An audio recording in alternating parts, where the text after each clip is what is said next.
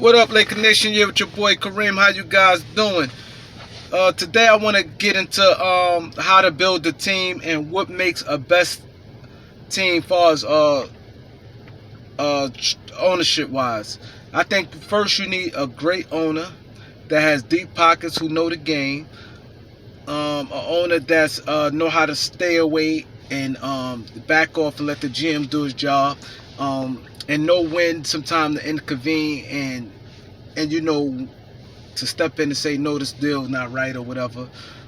You also need a great GM, a GM that know the game, that's aware of the salary cap, has the ear of the owner, has the trust of the owner, and a coach who good at X and O's, coach good at communicating with the players, coach good at rotations, and a coach who has heart, who not scared to go sometimes deep in his bench and have instill confidence in all players. The team that to me was close to that, I say fit that criteria, is the Dallas Mavericks when they had Mark Cuban. He know the game enough. He has deep pockets. Donnie Nelson, he was a solid GM, and Rick Carlisle, excellent coach. See, for one, all them three guys been together for a long time. It takes time, and it's also good to constantly have communication with your fan base. If you constant communication with your fan base, good things will happen. Sometimes teams be like, oh, that's not professional. You need a guy sometimes to get out there, like when situations happen and your team's getting killed in the media for something. People say, oh, that's not professional, but sometimes you have to go out in front of it and say, hey, that's not true. Because a lot of times these organizations sit back, don't say anything, and let the thing spill over, and these players start believing that. For instance, like Portland. The media say, oh, Portland ain't doing enough for Dame. They not in a winning situation. But Portland tried. Portland always had one of the top salaries. They one of the top 5, not this year, but they always had like one of the top salary cap teams. They constantly making moves. Every year they be active, signing players. They make trades. So that situation not true. And also, it's not easy. That's why you need somebody to get on top of the media and check the media and say these things. Let's say if you hire somebody like me, and I'm down with the organization, but I could get on these shows and correct a lot of these guys when they put out false narratives. And it's bad because the NBA is in bad shape. You got these players who could be in the year, they second and third year in the NBA, start complaining, start saying little remarks. That's why I said the NBA, to have somebody like Kwame Brown in the organization, I think could also be a good thing, because Kwame Brown, he talk about men. Like a lot of these guys, I don't want to say they're not men, because of course they men, but it's like female tendencies, a lot of these NBA players, because they complain and all the time. Like I know for a fact a lot of football players don't respect them. I talk to football players and they don't respect NBA players because a lot of NBA players complain all day. They complain about everything. If it's not, they complain about the money, then they get the money. They complain about the team. They complain about the city they in, or I don't like the city I'm in. They complain about the coaches. They could find everything to complain about, and really it's really nothing to be complained about. And I hate the narratives when they say, oh, this team need this coach, because like say a team, they say, oh, they need this black coach because the black coach can relate to them. I think, like, you got guys like Stephen A. Smith push that narrative all the time. Oh, they need a coach because 70%, 75% black players, so they should have a black coach. Which I think he pushing that poison, and that's not true. Because if we all ball players and you ball, that's really relatable to your coach, because y'all know the game. The game, it doesn't matter what color you are to know the game. So that's where a guy like, Kwame come in, because he's still in these guys, like if he's like a special advisor or some whatever position you want to give him, and catch these guys like one-on-one and talk to them about, it's about appreciation, being humble, appreciating, and wait your time. And wait your time. Like, who said you have to be in a winning situation your second year in the NBA? Your third year, it takes time. And it's about appreciation and working and competing. It's about competing. It's not about, and it's not about just running, jumping, and leaving your situation to try to go into another situation all the time. That don't be the case. Then I think every organization should hire a guy like Gilbert Arenas as assistant coach. I don't think Gilbert would be a good head coach, but I think he'd be a hell of an assistant coach. Where a guy like Gilbert, he know the game, and if you have like him in your organization as assistant coach, I think he could pay dividends. Like, he had the ear of your head coach, and I just think Gilbert Arenas also training them, working out with the guys, talking to them. He has a hell of a personality. I think that will work. Also, you have a guy. Let me tell you, a guy like Carmelo Anthony. Like, the media push that he's stupid because he took a 5-year deal and LeBron and D Wade took a 3-year deal. Like, it's idiotic. You got stupid guys like Stephen A. Smith.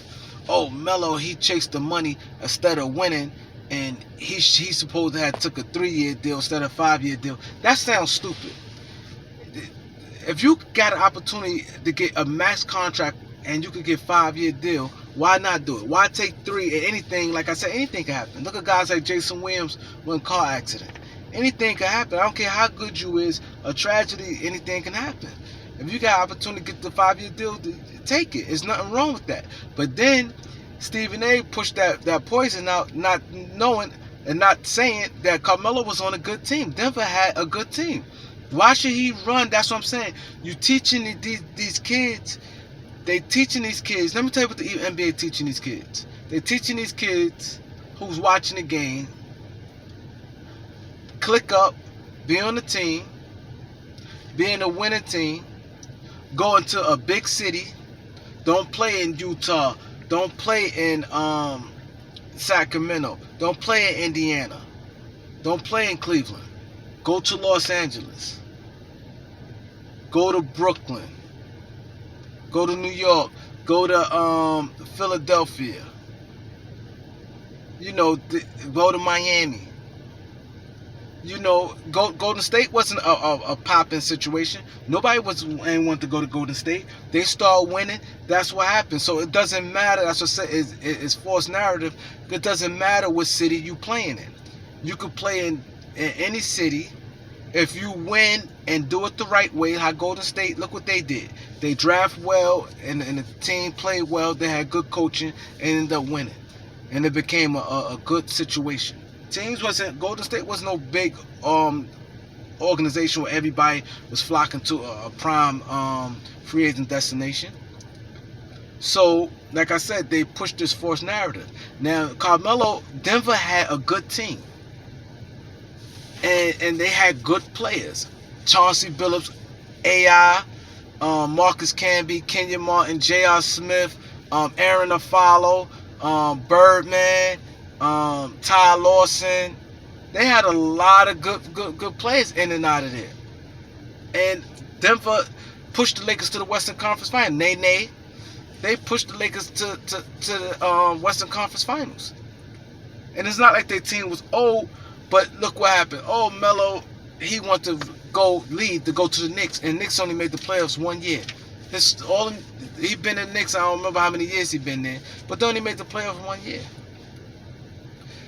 And he was Denver. They's going to playoffs every year, and they was a top contender team, where they could have just built off that and became even a better team. But the narrative is, oh, you need to go to a big city, New York, and you pushing this false narrative.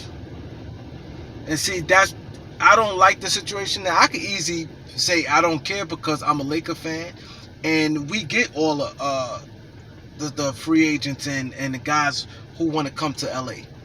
But as a whole, if you think about it, you putting poison into these kids because, like I said, these kids don't want to compete. You're telling these kids don't compete, click up, quit. You telling the kids, you telling these kids to quit.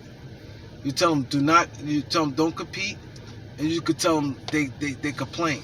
Tell them, oh, you should get a coach to look just like you. You know, you tell them false narrative. If the you know, don't do that. Don't do that. Don't stop lying to these kids and these players. And these players, you can see a lot of them get easy influence because they start falling for it. They start falling for it. If you let an organization, let's say if the owner give the general manager a 5-year deal, give the coach a 5-year deal, and tell him, listen here, man, do your job. I'm not going to interfere. Do your job. Okay, we rebuilding, and you tell your fans. This is why you need a PR person, someone to get on top of it and say, hey, this is what it is. Everybody know I'm a Luka fan, but what I didn't like what Luka did when the drama was coming, and Luka might not be happy. Luka this, Luka that. Luka should have came out and checked it.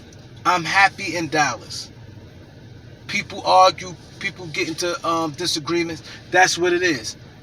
I'm happy in Dallas. I'm here to stay, and that's that. That's why I do respect about Dame, because Dame said, I didn't say that. Y'all putting words in my mouth. I ain't never said I want to leave or nothing. That's what these players need to do. Like Zion. I'm hearing Zion not happy. I'm hearing from a reliable source.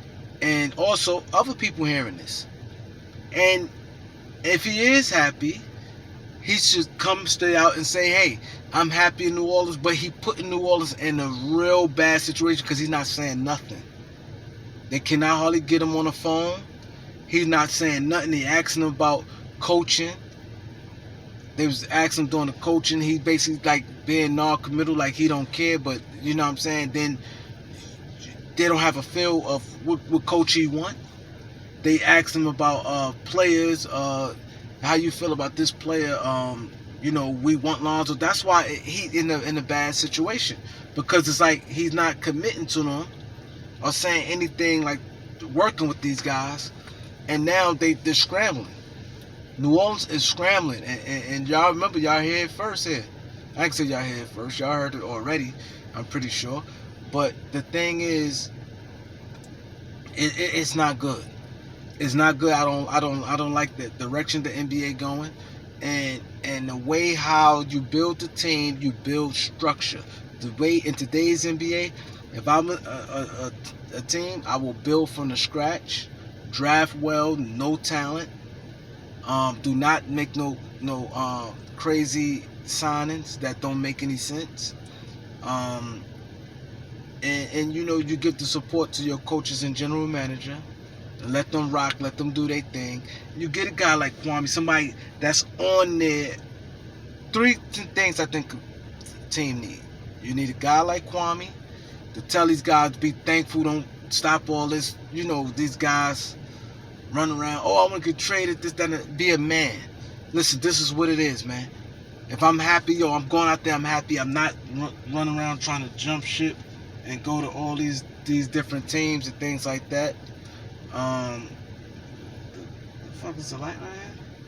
I don't like tinted windows rolling for me, you know. I'm gonna make this thing quick, you know, because I'm outside, went to the club tonight, you know. But I'm about to get up out of here, make this, you know, but I'm finished saying what I'm saying, I'm sorry.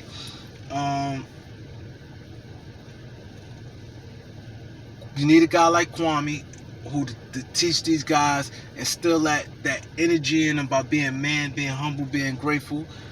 A guy like Gilbert Arenas, assistant coach, who know the game, who's smart, not as a head coach, but assistant coach. Then you need a guy like me, who will go out in the media and stop the media for saying false narrative. I will get on top of it, go to these platforms no matter if it's a podcast or a big radio show or a first take or anything like that. So I would go to these different platforms and things like that. So yeah, that's what these organizations needs. That's what these organizations need right there. You know, this way you could build the right way and have that structure. Stop feeling like, oh, it's not professional, and try to do things right way. Well, we don't need to say no. You do need to respond. Like, subscribe, people. Show your boy some love, man. Like I said, I'm about to run back inside this club. I had to walk over here to this car. You know what I'm saying? But I came out here for you, man. One video today wasn't enough. Like, subscribe. If you haven't subscribed already, peace.